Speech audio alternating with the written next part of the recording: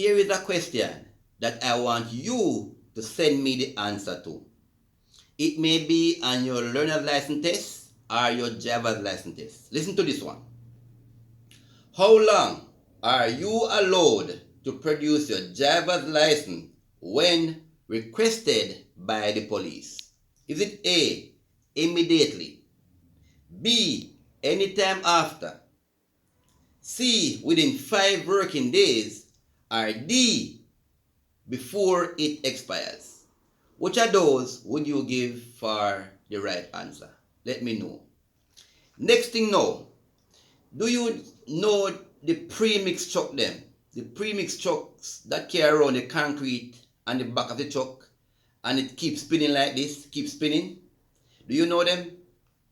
Why is it that I'm seeing some of those drop off the truck? I go through Maple area and I saw one of those premix truck body drop off, the one that mix the concrete while it drive, just drop off and then leave it same place.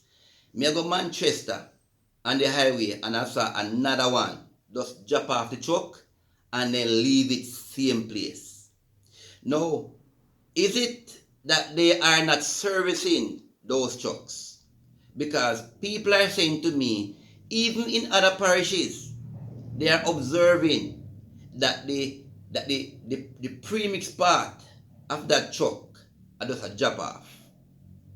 And when it drop off, people, the owners of that don't even send back, come pick it up off the roadside. And it's very dangerous.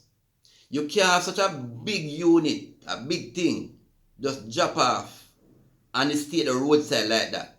That is very dangerous for other drivers.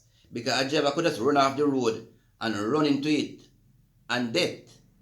So I'm saying to those of you who operate the premix concrete truck them, I'm not saying premix as if the premix company. No, I not call the premix company name.